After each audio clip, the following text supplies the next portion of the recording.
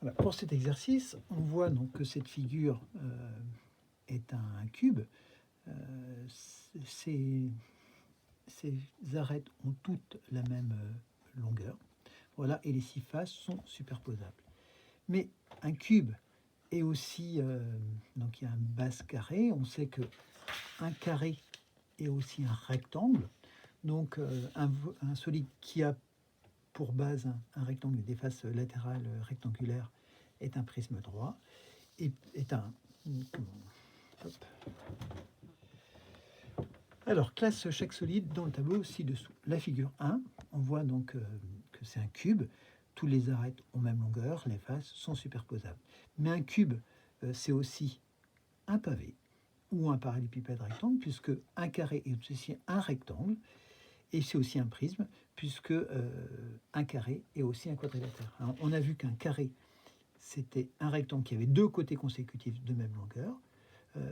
C'était aussi un parallélogramme, puisque ses côtés opposés sont parallèles, et c'est aussi un quadrilatère, puisqu'il a 4 côtés. Donc un carré, un cube, pardon, est à la fois un pavé, ou un parallélépipède rectangle, et un prisme droit. Voilà, donc figure 2, c'est un cylindre. On voit qu'on a 3 pyramides. La figure 3 qui est à base rectangulaire, ici la figure 6 qui est à base hexagonale, et la figure 8 qui est à base triangulaire.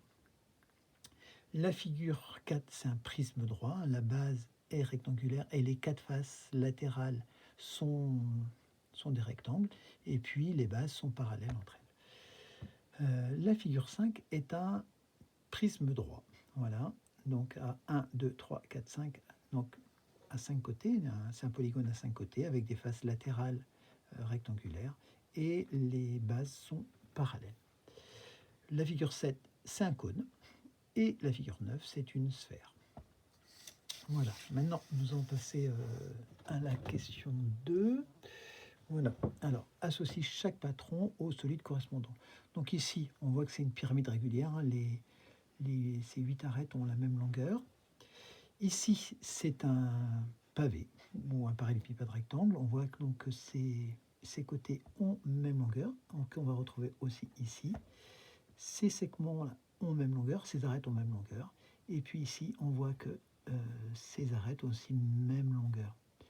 Voilà, et toutes les faces sont des rectangles. La figure 3, c'est un cube. Chaque arête a la même longueur. La figure 4, c'est un cône. Alors on voit ici, voilà, c'est déjà mieux parce que j'ai fait ce film plusieurs fois, ce cône, donc de base, qui a pour base un disque est plein. Voilà, le périmètre de ce disque correspond à cet arc. Donc on verra ça plus tard pour calculer, la longueur de cet arc et puis pouvoir tracer un cône. Voilà, ou le patron d'un cône. La figure 5, c'est un cylindre, et la figure 6, c'est un prisme droit avec deux bases à base hexagonale, et puis les 6 faces latérales sont des rectangles.